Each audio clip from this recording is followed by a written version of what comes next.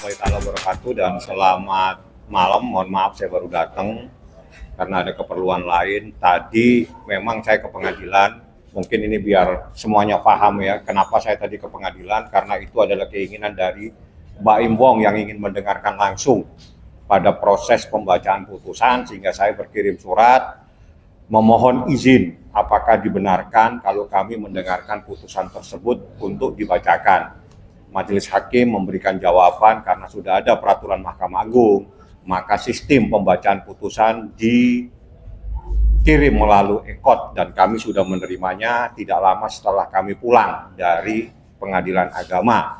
Yang pada intinya dari gugatan ini yang saya dapatkan pada halaman yang terpenting, ya saya ulangi, yang terpenting saya bacakan dulu. Putusan ini dibacakan pada hari Rabu tanggal 16 April bertepatan dengan tanggal 17 Syawal 1446 Hijriah, disampaikan kepada para pihak.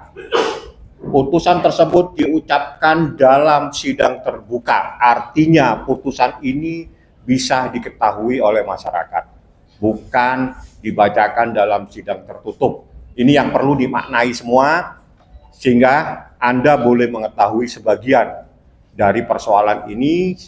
Putusan ini dibacakan pada tanggal 16 April, diucapkan dalam sidang terbuka untuk umum pada hari ini juga. Ya, dari 121 halaman, yang paling inti terbukti adanya sebuah perselingkuhan. Dan itu di dalam putusan ini dikatakan terjadi nuyus. Nuyus itu adalah seorang istri yang durhaka kepada suaminya. Itu adalah pertimbangannya majelis hakim menyatakan bahwa terbukti. Di dalam persidangan ini adalah terbukti adanya nuyus.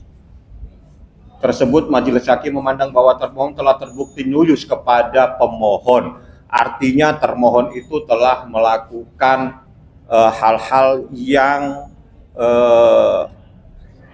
melanggar, ya, istri yang durhaka kepada seorang suaminya sehingga suaminya mengajukan permohonan cerai talak, dan terbukti bahwa memang ada hubungan, ya, dengan seseorang sebagaimana yang beredar selama ini, dan itu semuanya ada di dalam putusan ini. Nah, itu yang terpenting. Dan yang paling krusial lagi bahwa kami jelaskan pada saat proses pemeriksaan di persidangan, Muhammad Ibrahim Baim Wong itu sempat ditanya oleh majelis hakim tentang proses bagaimana sih menyelesaikan persoalan anak ini. Apakah anak ini dicoba oleh majelis hakim, ditawarkan anak ini yang satu ke sana satu ke sini, tidak baik karena dua-duanya itu anak sangat dekat, tidak mungkin. Akhirnya diambil jalan. Apakah tenggang waktu sekian hari ada di sini, sekian hari ada di sini. Baim Wong pada saat itu menyatakan dia tidak keberatan, tapi termohon keberatan sehingga proses sidang berlanjut lagi, tidak terjadi sesuatu yang bisa diselesaikan pada saat proses dalam putusan tersebut. Sehingga putusannya itu menyatakan bahwa hak asuh itu diasuh bersama dengan memberikan batasan waktu 2 minggu kepada Baim Wong, 2 minggu kepada termohon. Tapi satu hal yang paling difahami, yang harus difahami, anak itu bukan objek, sehingga tidak bisa dieksekusi pada saat dia tidak mau. Jadi ini bagaimana nanti saatnya seseorang itu mampu untuk merayu, bagaimana mampu untuk membuat anak itu mau kepadanya. Jadi tidak ada lagi anak itu dipaksa. Apalagi ada kejadian sampai nangis-nangis, itu adalah hal yang melanggar hukum. Jadi intisarinya terhitung mulai hari ini, Muhammad Ibrahim yang Anda kenal Baim Wong sudah cerai. Jadi saya bacakan saja putusan cerainya yang terpenting.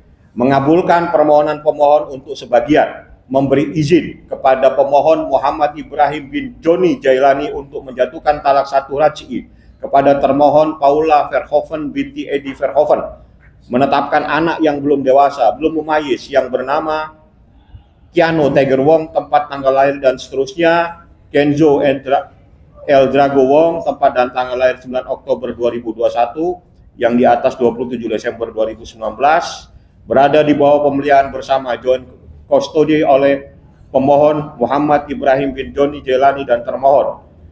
Sejak putusan ini berkekuatan tetap dengan ketentuan 2 pekan pertama ditetapkan bersama termohon, kemudian 2 pekan berikutnya bersama pemohon. Demikian seterusnya sampai anak-anak tersebut dapat memilih sendiri tempat tinggal terbaik.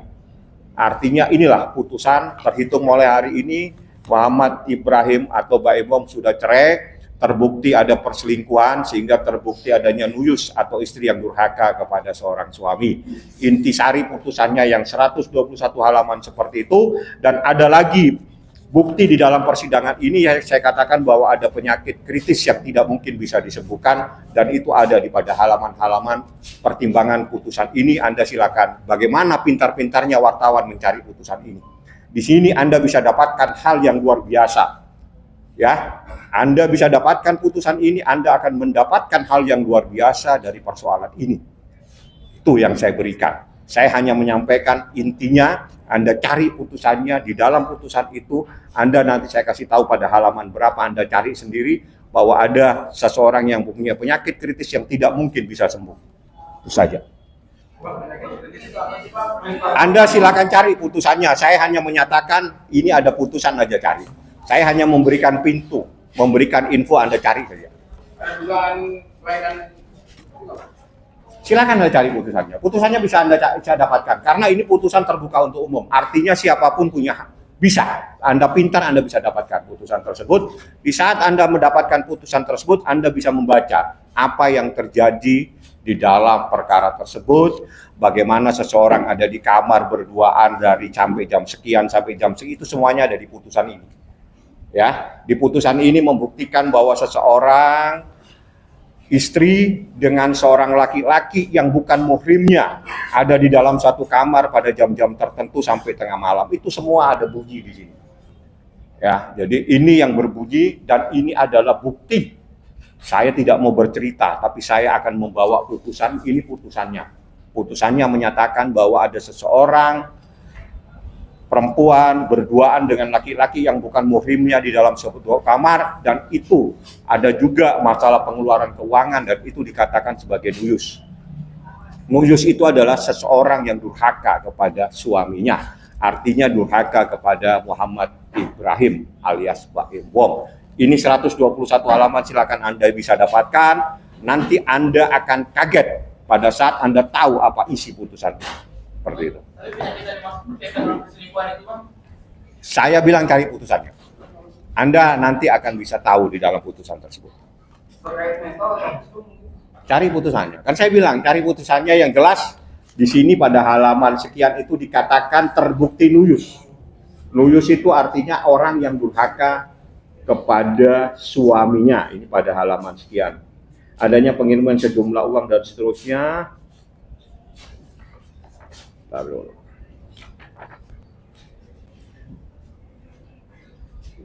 Majelis Hakim memandang bahwa termohon telah terbukti nuyus kepada pemohon. Jadi gini, menimbang bahwa berdasarkan fakta-fakta persidangan di mana termohon intens berhubungan dengan seseorang laki-laki yang bukan muhrimnya, baik secara langsung maupun menggunakan media, bepergian berdua dan seterusnya, itu menurut Majelis Hakim adalah nuyus. Artinya terbukti seorang istri telah durhaka kepada suaminya, dan itu yang dijadikan dasar oleh Majelis Hakim untuk memutuskan adanya perceraian ini, memutuskan seseorang istri nuyus. Nuyus itu durhaka kepada suami. Ya, ini putusan Anda cari, gampang mendapatkannya. Anda cari informasi itu. Saya hanya membukakan informasi. Kenapa? Baim dengan adanya putusan ini, ya dia alhamdulillah bahwa apa yang selama ini dinyatakan bahwa pada saat dia pertama kali menyatakan di media, pada seingat saya itu pada November ya, seingat saya itu, di situ dia menyatakan terjadi perselingkuhan terhadap istri saya. Istri saya melakukan perselingkuhan. Itu rame semua, tidak percaya dan semuanya. Ini yang berbicara. Hakim menyatakan terjadi persoalan tersebut benar. Ada perselingkuhan, benar ada nuyus. Bukan hanya dikatakan dalam bentuk lisan, tapi dalam bentuk putusan pengadilan agama.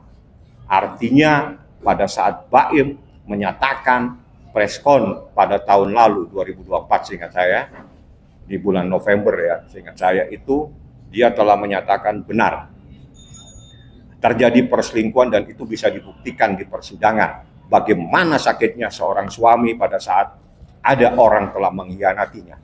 Itulah yang terjadi dalam perkara setebal 121 halaman ini. Ada di putusan ini. Di putusan ini berbicara. Anda cari aja putusannya.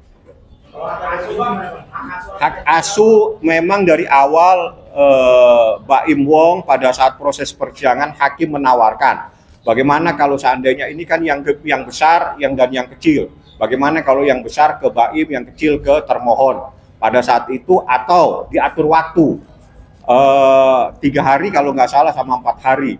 Saat itu Baim bilang nggak ada masalah, tapi termohon tidak mau, sehingga ini proses bergulir dan akhirnya diputuskan diberikan aturan main bahwa 2 minggu di sini, 2 minggu di Baim Wong. Tapi satu hal, anak pun tidak boleh dipaksa, walaupun ada putusan seperti ini, tidak boleh anak itu dipaksa-paksa untuk ke sana dan kemari, karena anak itu bukan objek dari persoalan, tapi dia subjek hukum yang mempunyai hak yang melekat, yang dilindungi oleh undang-undang, dilindungi oleh hak asasi manusia, seperti itu.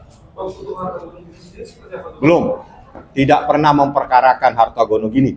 Dari awal perkara ini hanya murni adalah perceraian, murni adanya perselingkuhan, dan itu pun sudah terbukti di persidangan. Dan juga hak asuh anak. Terbukti berdasarkan keterangan ahli, anak itu trauma kepada ibunya. Seperti itu. Aneh apabila seorang anak itu takut dengan orang tuanya, itu aneh. Jadi ada apa, itulah yang terjadi pada proses persidangan yang memakan waktu cukup panjang dengan kejadian saya lihat saksinya, buktinya itu 88, saksinya itu cukup banyak di sini. Jadi saya akan coba baca satu-satu keterangan saksinya, bukan keterangan ya. Jumlah suratnya aja itu P-nya dari P sampai P berapa ya?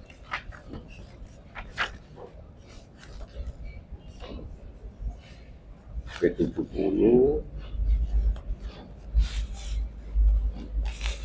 sampai P86.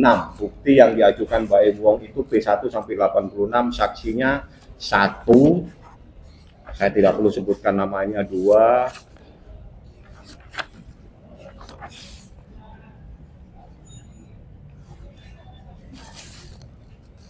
3, 4, 5, 6, 7, 9, 8, 9. Ada ahli yang menyatakan anak trauma, ada ahli juga, ada ahlinya 3. Jadi saksi 9, saksi fakta itu 9, tambah ahli 3. Ya, itulah proses persidangan, dan alhamdulillah Baim sudah bersyukur proses ini sudah selesai dan terbukti apa yang dinyatakan sama Baim terjadi perselingkuhan itu terbukti di persidangan, dan itu adalah hasil daripada putusan ini. Bahasa putusannya itu nuyus, artinya istri yang durhaka kepada seorang suami, istri yang melakukan hal-hal tanpa sepengetahuan suami, itu namanya nuyus. Ya, itu tidak menjadi persoalan bagi Baim, itu bukan persoalan itu. Baim hanya konsen kepada anaknya, bagaimana anak ini selamat. Yang kedua, konsen bagaimana terbukti adanya perselingkuhan tersebut. Kalau uang itu bisa dicari, dan itu bukan problem, Bu, Baim. Karena sebetulnya kalau melihat tuntutannya dia, tuntutannya banyak sekali. Ya, sekian miliar kalau nggak salah, ada sekian miliar, ada 600, ada sekian, saya nggak perlu membacakan. Dan gugatannya dia sebetulnya termohon itu minta anak itu ada tangan dia, dan biaya-biaya itu semuanya ada di tangan dia. Coba saya akan bacakan kalau Anda ingin mengetahui. Ya, dalam rekonvensi menetapkan hak asuh anak, ada tangan kepada termohon, ya, terus menghukum termohon untuk menyerahkan anak, menghukum untuk biaya apa ini? Setiap bulannya 80 juta, 20 juta, 8 dan sekian, ada minta lagi 3 miliar kalau nggak salah ini, nafkah 4 Madia 800, nafkah mut'ah 3 miliar, nafkah ida 600 juta. Ya, dari semua ini tidak ada yang dikabulkan, hanya nafkah mut'ah aja atas pertimbangan majelis hakim karena dia adalah istri, yaitu pertimbangan majelis hakim ya. Dan Mbak Im tadi saya tanya, nggak ada persoalan, yang penting terbukti adanya perselingkuhan, terbukti anak-anak itu dalam keadaan trauma, dan terbukti semua apa yang selama ini ada di dalam proses persidangan. Jadi yang disampaikan Mbak Im pada proses tahun lalu itu adalah terbukti semuanya di dalam persidangan, dan yang berbicara itu putusan ini. Putusan ini yang menyatakan adanya perselingkuhan atau nuyus, seperti itu ya.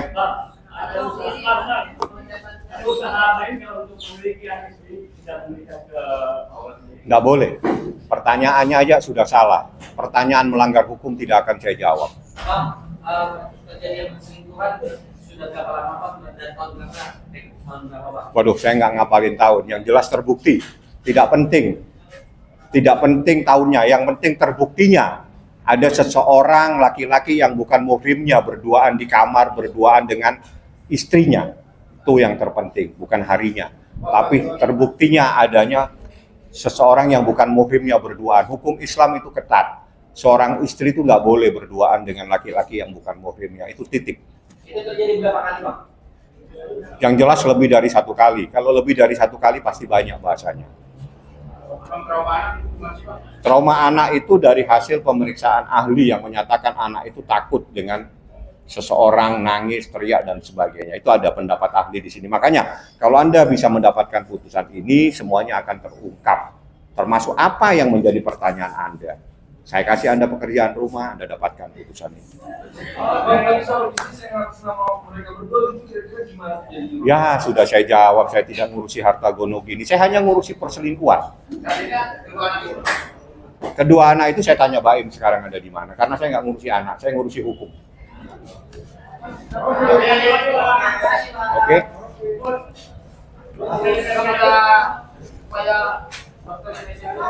Itu apa? Sudah ada dokternya. Sudah ada.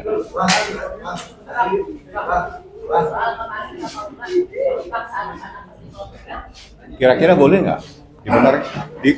Di saat makanya saya bilang anak itu jangan dijadikan objek. Anak itu harus dijadikan subjek. Bagaimana anak itu mau kepada kita, bukan dipaksa, dieksekusi dan sebagainya. Itu nggak baik ya. Tapi benar ya Bang, bahwa kan berita yang beredar di luar itu kan ada yang maksa-maksanya kan segala macam. Ya, Anda sudah tanya, Anda jawab sendiri. Terima kasih. Pertanyaannya. Kenapa? Ya, selama ini seperti itu. Anaknya seperti itu. Makanya ini pembelajaran. Jadi di saat anak tidak mau sama kita, jangan anak itu dipaksa. Anak itu disayang. Bagaimana supaya mau kepada kita. Ya. Tadi ada yang lewat soal keuangan. Nggak pusing Mbak Im sama keuangan. Pusing. Bagi Mbak Im itu bukan persoalan, yang penting apa yang menjadi sakit hatinya, apa yang menjadi dia sakit, itu semuanya udah terjawab di dalam persidangan dan semuanya ada dalam putusan ini, bahwa apa yang selama ini diketahui bahwa benar, bahwa ada seseorang laki-laki yang bukan muhrimnya berduaan dengan istri. Bunyi putusannya, Pak. Ada terkait penyalahgunaan. Salah satunya itu adalah nuyus namanya. Jadi putusan ini bunyinya banyak. Saya hanya ambil intisarinya buyar muda, yaitu salah satunya anak trauma, salah satunya nuyus itu adalah istri yang durhaka, termasuk adanya masalah seseorang yang bukan muhrimnya berduaan di kamar dan seterusnya. Jadi kalau saya bacain setebal ini kan tidak menjadi berita nanti, menjadi buku. Tapi kalau menjadi berita itu saya kasih intisarinya saja, ya. Anda trauma dan melakukan pemaksaan seperti apa sih Bang? Ya kalau Anda tanya sama ahli anak, nggak boleh. Tapi saya kan ahli hukum.